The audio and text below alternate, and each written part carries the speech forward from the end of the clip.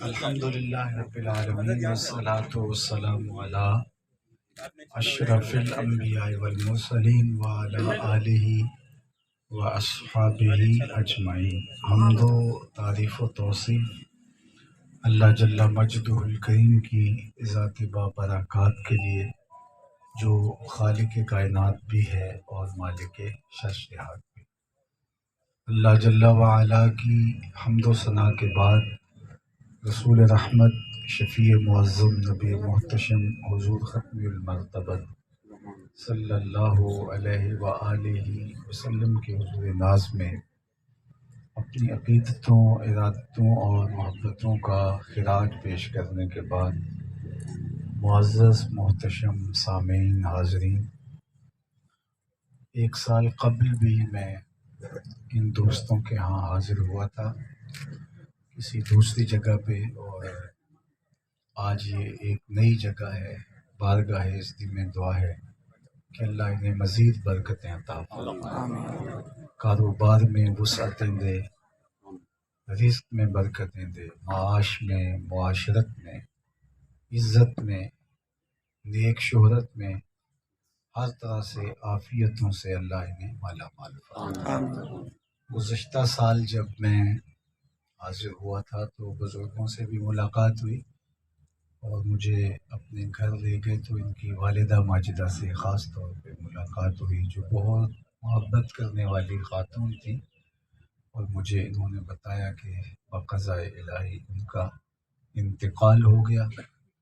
آپ سارے لوگوں کی آمین کے ساتھ دعا ہے کہ اللہ انہیں کروٹ کروٹ جنت کی بہاریں نصیب فرمائے۔ آمین۔ مائیں اللہ کی رحمتوں کا ایک مجسم روپ ہوتی ہے۔ اللہ کی رحمتوں کو اگر آپ کسی مجسم پیکر میں دیکھنا چاہتے ہوں تو وہ ماں کا پاکیزہ وجود ہے۔ اللہ نے ماں کے سینے میں اولاد کے لیے جو تڑپتی ہوئی ممتا رکھی ہے، جو محبت کا ایک جہاں آباد کیا ہے، اس کا نعم البدل کیا بدل بھی موجود نہیں۔ اللہ نے ایک خاص الفتوں کی کائنات آباد کی ہوتی ہے ماں کے سینے میں، اور اولاد کے لیے اس کے جو جذبات ہیں وہ کسی ترازو پہ نہیں تولے جا سکتے۔ یہ سڑکوں کے کناروں پر بڑے بڑے ترازو نصب کر دیے گئے ہیں جہاں پورا کنٹینر تول لیا جاتا ہے، لیکن آج تک ایسا ترازو کوئی ایجاد نہیں ہوا جس پر ماں کے پیار کو بھی تولا جائے۔ ماں جب بولتی ہے تو اس کے لہجے میں جبریل بولتا ہے، ماں جب مسکراتی ہے تو لگتا ہے جنت کی ساری کلیاں کھل اٹھی۔ اللہ نے وہ درد، وہ درک، وہ محبت اور وہ الفت اس کے سینے میں رکھی ہوتی ہے کہ ایک الگ ہی کائنات ہے۔ میں اور آپ کیا، میری اور آپ کی حیثیت اور اوقات کیا، میرے اور آپ کے آقا و مولا حضور ختم المرتبت صلی اللہ علیہ وآلہ وسلم نے اس کمی کو خود شدت سے محسوس کیا ہے۔ جب آپ کی والدہ کا انتقال ہوا، اور وہ ایک دردناک واقعہ ہے کہ حضور مکے سے مدینہ المنورہ اپنی ماں کے ساتھ ننیال گئے تھے، تو واپسی پر ابوا کے مقام پر حضرت آمنہ کی طبیعت خراب ہو گئی۔ اس وقت آپ کی عمر صرف 6 سال تھی، تو حضرت آمنہ نے حضور کے سر پہ ہاتھ رکھا اور کچھ باتیں کرنا چاہ رہی تھی، لیکن ضبط کے بندھن ٹوٹ گئے۔ سیرت کی سب سے پہلی کتاب ابن حشام میں تفصیل کے ساتھ یہ واقعہ موجود ہے۔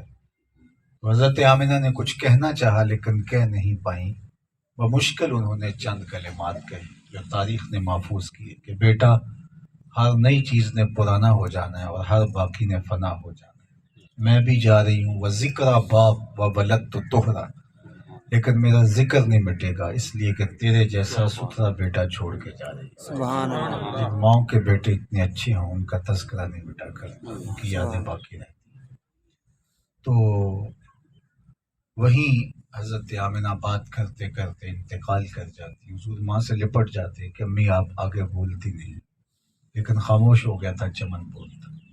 پھر وہیں تدفین کی اور پتھر کے چھوٹے چھوٹے ٹکڑے ماں کی قبر پہ رکھ دیے. اور حضور مدینہ المنورہ سے واپس آ رہے تھے تو ابواء میں یہ واقعہ ہوا. تو پھر ام ایمن کے ساتھ حضور مکہ المکرمہ میں پہنچے. حضرت عبد المطلب کو جب یہ خبر دی گئی کہ آپ کی جوان سالہ بہو انتقال کر گئی تو پھر حضور کو انہوں نے آغوش میں سمیٹا اور بڑا پیار کیا. اور پھر حضور کی عمر 8 سال تھی کہ حضور کے دادا کا بھی انتقال ہو گیا. پھر حضور کے چچا نے حضور علیہ السلام کی پرورش اپنے ذمہ لی. سبحان اللہ. پھر مکے کی زندگی، اعلان نبوت، برستے پتھر، کھدے ہوئے گڑھے، کانٹے، اوجریاں، کیا کچھ نہیں ہوا. طائف کے بازار بھی آئے، لیکن حضور ہجرت کر کے مدینہ تشریف لے گئے تو مدینے کا ماحول مختلف تھا. حضور نماز عشاء پڑھانے گئے تو حضور کو جو ہی دیکھا حجرہ انور سے حضور نکلے تو صحابہ ادب سے کھڑے ہو گئے حضور کے استقبال کے لیے. تو بس یہ وقت تھا کہ حضور کی چشمان میں آنسو مڈ آئے. اور پھر حضور نے کہا کہ لو ادرکت والدیہ او احدہما، کاش آج میرے ماں باپ زندہ ہوتے، کم از کم میری ماں موجود ہوتی. وانا اصلی صلاۃ العشاء، اور میں لوگوں کو نماز عشاء پڑھا رہا ہوتا. واقرأ فیہا بفاتحۃ الکتاب، اور اس میں سورہ فاتحہ کی تلاوت چل رہی ہوتی. پھر میری ماں کو میرے ساتھ کوئی کام یاد آ جاتا. وہ دروازے پر آتی اور پردہ سرکاتی اور اپنے میٹھے لہجے میں مجھے بیٹا کہہ کے آواز دیتی. تو میں لوگوں میں اپنی نماز چھوڑ کے پہلے ماں کی بات. سبحان اللہ. یہ ماں ہوتی ہے، اللہ نے جو اس کے سینے میں پیار رکھا ہے. یہ تو رشتہ ہم سب کو میسر ہے اور ہم اس رشتے کی حساسیت کو جانتے ہیں کہ کس طرح ماں منتظر ہوتی ہے بیٹا لیٹ ہو جائے، نہ پہنچ پائے. سارے سو چکے ہوتے ہیں، ماں جاگ رہی ہوتی ہے. علامہ اقبال علیہ رحمہ کی جب والدہ انتقال کر گئی تو اس وقت وہ بیرون ملک تھے. تو انہوں نے وہاں سے ماں کی یاد میں ایک طویل مرثیہ لکھا جو آج بھی کلیات میں والدہ مرحومہ کی یاد میں اس عنوان سے موجود ہے. تو اس میں انہوں نے لکھا کہ آہ وطن میں ہوگا اب کس کو میرا انتظار، کون میرا خط نہ آنے سے رہے گا بے قرار. آرزو لے کر تیری خاک مرکت پہ آؤں گا، اب دعائے نیم شب میں کس کو میں یاد آؤں. کون پچھلے پہر اٹھ کے دعا کرے. ہر ایک کو کہنا ہی پڑتا نا میرے لیے دعا کی.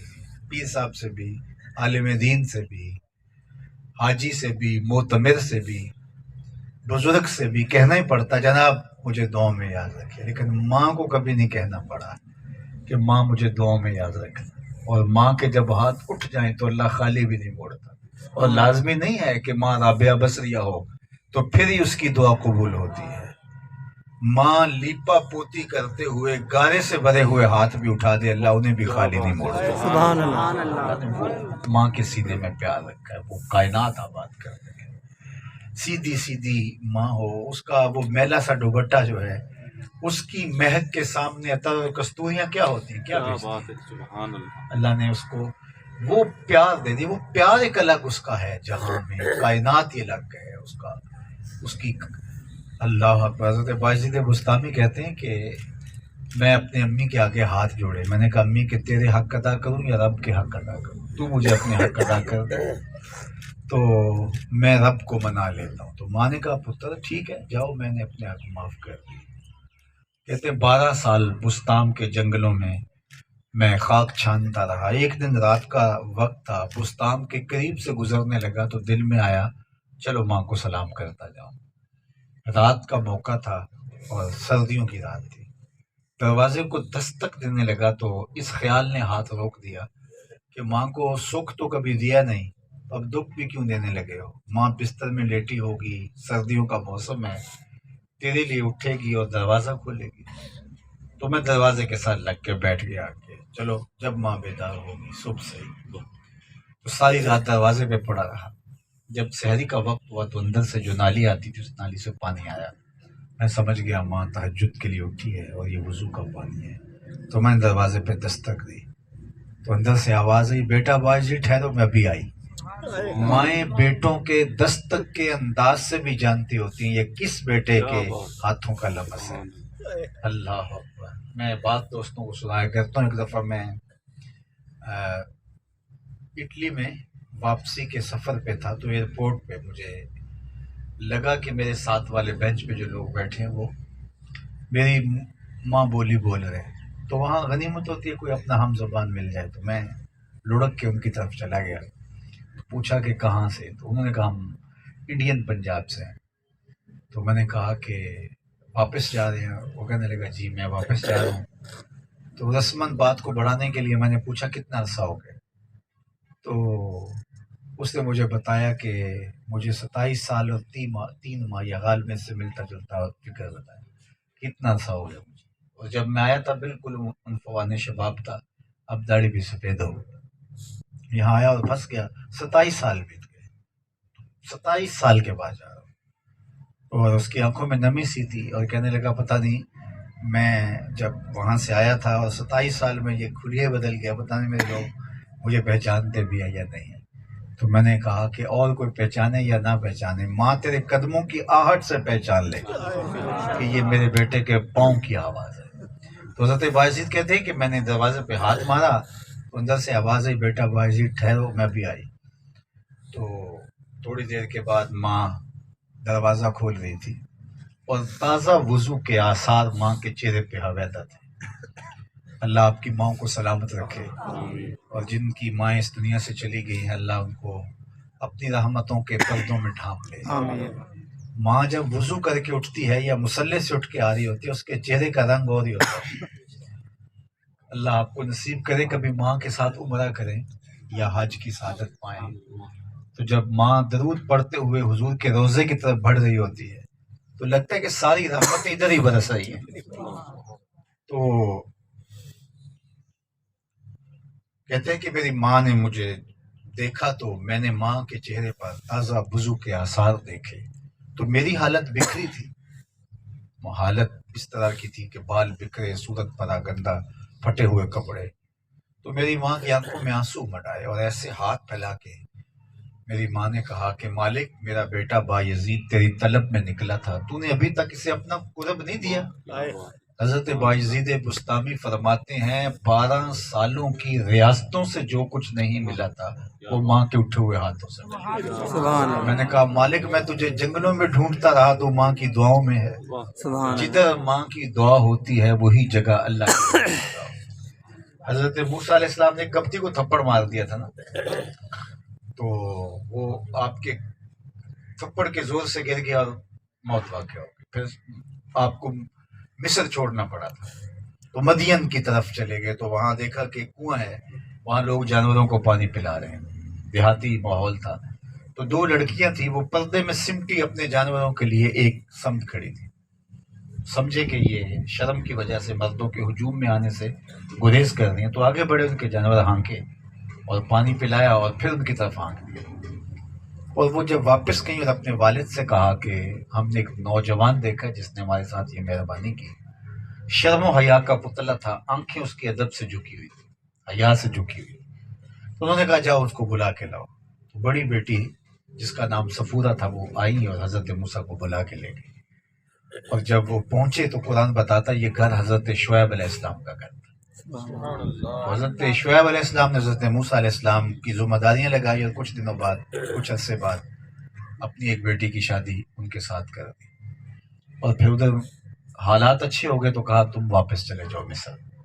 تو مصر آ رہے تھے تو راستے میں چونکہ حضرت صفورہ امید سے تھی، سردیوں کی رات تھی تو انہیں کپاہٹ سی محسوس ہوئی تو ایک جانب بیٹھ گئیں. دور آگ جلتی ہوئی دکھائی دی تو حضرت موسیٰ علیہ السلام نے کہا تم رکو میں تمہارے لیے آگ لے آؤں. اور جب وہ آگ لینے گئے تو وہ ایک درخت تھا جس پر اللہ کے تجلیات کا نزول ہو رہا تھا. تو آواز آئی موسیٰ تم وادی مقدس میں آ گئے ہو، اب نالین اتار دو. تو حضرت موسیٰ نے نالین اتار لیے اور گئے تھے آگ لینے کے لیے، پیغمبری مل گئی. تو اللہ کے دیدار کو حضرت موسیٰ علیہ السلام نے درخت سے دیکھا تھا. اب ایک وقت آیا تو حضرت موسیٰ نے اللہ سے تقاضۂ رؤیت کیا کہ مالک میں تجھے دیکھنا چاہتا ہوں، رب ارنی انظر الیک. تو کہا کہ ٹھیک ہے تم اس پہاڑ کو دیکھو، ان استقر مکانہ فسوف ترانی. اگر یہ اپنی جگہ پہ ٹھہرا رہا تو تم مجھے دیکھ لو گے۔ تو حضرت موسیٰ نے عرض کی مالک میں تو تیرے جلوے درختوں سے دیکھنے کا عادی ہوں، اور جہاں انسان کی عادت ہو وہاں مانوسیت ہوتی ہے۔ اس کی ایک سادہ مثال میں آپ کو دوں گا کہ یہ جو حافظ قرآن ہوتے ہیں تو ان کو اگر وہ 16-17 والا قرآن ہو جس پہ وہ حفظ کر رہے ہیں تو ان کو 18-17 والا دیتے تو وہ کہتے ہیں یہ ہمارے لیے مسئلہ بن رہا ہے، کیونکہ ہماری عادت ہے، ہم نے حفظ کیا ہے جو ہے وہ 16-17 والے جو ہے وہ 17 والے قرآن مجید سے، تو چونکہ طبیعت مانوس ادھر ہوتی ہے تو پھر ادھر آسانی ہوتی ہے۔ تو حضرت موسیٰ نے اللہ کا جلوہ درخت سے دیکھا، تو آج کہا کہ تم میرا جلوہ دیکھنا چاہتے ہو تو پہاڑ کو دیکھو، تو کہا مالک میں تو تیرا جلوہ درخت سے دیکھنے کا عادی ہوں۔ تو کہا کہ اے موسیٰ جب گھر سے نکلے تھے تو ماں سے کیا کہا تھا؟ جب حضرت موسیٰ نکلے نا گھر سے تو ماں نے کہا کہ بیٹے اینا اطلبو کا، مجھے ضرورت ہو تو تمہیں کہاں ڈھونڈو؟ کہا اطلبنی علی الجبل، مجھے پہاڑ پہ ڈھونڈنا۔ تو کہا اس وقت سے تیری ماں کی نظر اور خیال اس پہاڑ کے اوپر جمع ہوا ہے، اور موسیٰ جدھر ماں کی نگاہ ہوتی ہے وہی اللہ کی جلوہ کا ہوتا ہے۔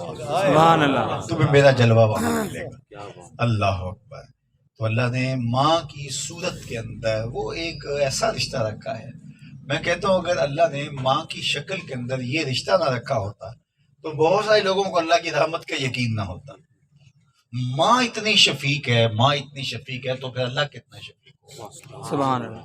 میری گفتگو اختتام کو پہنچ رہی ہے، میں آپ سے صرف ایک سوال پوچھنا چاہتا ہوں، اور وہ یہ کہ ماں کو اولاد سے اتنا پیار کیوں ہے؟ تو آپ سب کا جواب یہ ہوگا اس لیے کہ اس نے جنم دیا ہے، اس لیے پیار ہے، دکھ جھیل لیتی ہے، تکلیفیں گوارا کر دیتی ہے۔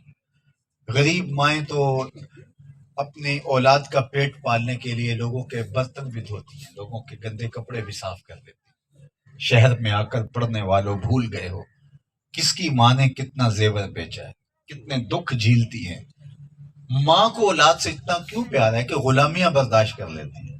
تو آپ سب کا ایک جواب ہوگا، اور وہ یہ کہ ماں اولاد سے اتنا پیار کرتی ہے اس لیے کہ اس نے اولاد کو جنم دیا ہے۔ بس میرے اس جملے کو سن لیجئے، جس ماں نے جنم دیا ہے وہ اتنا پیار کرتی ہے تو جس رب نے خلق کیا ہے وہ کتنا پیار کرتا ہے۔ سبحان اللہ۔ ماں نے جنم دیا ہے، خلق نہیں کیا، تو جس نے جنم دیا ہے اس کے پیار کا ٹھکانہ نہیں، اور جس نے دستے قدرت سے بنایا ہے، جس نے تخلیق کیا ہے، تو وہ رب کتنا پیار کرتا ہے۔ سبحان اللہ۔ تو اگر کوئی بدبخت بیٹا ماں کی گود چھوڑ کے بھاگ جائے تو ماں کہتی ہے بیٹے آجا، اتنی ٹھنڈی چھاؤں کہیں نہیں ملے گی، در بدر ہی ہوگی، دھکے ہوں گے، آجا پلٹ کے۔ تو مالک کی دہلیز چھوڑ کے جب بندہ بھاگتا ہے تو اس کی رحمتیں آواز دیتی ہیں، یا ایھا الانسان ما غرک بربک الکریم، وہ بھاگنے والے آجا پلٹ کے، تیرا رب بڑا ہی کریم ہے۔ سبحان آنا تو تو نے ہے ہی، پھر جو کفن میں منہ چھپا چھپا کے آتا پھرے گا، اچھا نہیں ہے کھلے منہ آ جا۔ پھر جو لوگ تجھے اٹھا کے لے آئیں گے، اچھا نہیں کہ اپنے قدموں سے چل کے آ جا۔ فرار تو ہو نہیں سکتا، بھاگ تو سکتا نہیں، آنا تو نے ہے ہی نہیں، ہے ہی ہے، بہتر ہے کہ خود اپنے قدموں سے چل کے آ جا۔ اور وہ یہ نہیں پوچھے گا تو نے جرم کتنے کیے، وہ دیکھے گا کہ میری دہلیز پہ آ گیا، اور التائب من الذنب کمن لا ذنب لہ، اللہ ایسے معاف کر دیتا ہے جیسے اس بندے نے گناہ ہی کوئی نہ کیا ہو۔ اللہ اکبر۔ ایک آنسو سارے گناہوں کو دھو دینے کے لیے کافی ہے۔ یار معمولی سا کپڑے پہ داغ لگ جائے، اس کو دھونے کے لیے بھی جو ہے وہ ایک گلاس پانی تو کم از کم چاہیے ہوگا، لیکن بدن لتھڑا ہے غلاظتوں اور گندگیوں اور گناہوں سے، اس کو دھونے کے لیے سمندر نہیں چاہیے، صرف ایک آنسو کا قطرہ جس سے ایک بال کی جڑ تر ہو جائے، اللہ اکبر، وہ کافی ہو جاتا ہے سارے گناہوں کو دھونے کے لیے۔ کوئی اتنا کریم بھی ہوگا؟ تو ہم کتنے غافل ہیں کہ اس مالک کی دہلیز پہ نہیں آتے۔ اذان ہو رہی ہوتی ہے اور ہم آرام سے سو رہے ہوتے ہیں، اس سے بڑی بدبختی کیا ہوگی؟ تو آئیے میں اور آپ اپنے رب کے حضور جھکنے کا مزاج پیدا کریں، اس کی دہلیز آنا تو ہے ہی، خود آئیں، چل کے آئیں، اپنے قدموں سے آئیں، کھلے منہ آئیں، اس کی رحمتیں ہمارا استقبال کر رہی ہیں۔ تو اللہ کی بارگاہ میں دعا ہے کہ ہمارے ان عزیزوں کی والدہ ماجدہ مرحومہ مغفورہ کو اللہ کروٹ کروٹ جنت کی بہاریں عطا فرمائے۔ ان کے اس کاروبار کو، اس کاروبار سے جڑے ہوئے دیگر جتنے بھی کاروبار ہیں، اللہ سب میں برکتیں عطا فرمائے۔ آمین۔ ہمارے شہزاد بھائی لمبا سفر کاٹ کے تشریف لائے، اچانک میری ملاقات ہوئی، مجھے تو نہیں لگتا کہ آئیں گے، تو یہ ان دوستوں کے ساتھ ان کا ربط، رشتہ اور محبت کا تعلق ہے۔ اللہ اس محبت کے تعلق کو بھی آخر تک، قیامت تک باقی رکھے، نسلوں میں بھی باقی رکھے، اور اللہ میرے وطن کی خیر کرے۔ میرے وطن کے اندر جتنے لوگ کاروبار کر رہے ہیں، ابھی گفتگو ہو رہی تھی تو میں نے کہا کہ بعض کاروبار ہیں کہ اس وجہ سے کوئی 100 گھر کا، 200 گھر کا، 500 گھر کا چولہا جل رہا ہوتا ہے، تو کاروباروں کو پھیلنا چاہیے تاکہ لوگوں کے مسائل ختم ہوں، زیادہ سے زیادہ کاروبار پھیلیں، رزق حلال ہو، رزق وسیع ہو، رزق فراواں ہو اور رزق مبارک ہو۔ تو اللہ سے یہ طلب کریں، اللہ اپنی امان میں رکھے، پناہوں میں رکھے، حفاظتوں میں رکھے۔ وصلی اللہ تعالی علی النبی الامین وعلی آلہ وصحبہ۔ اللہ اٹھے ہوئے ہاتھ کبھی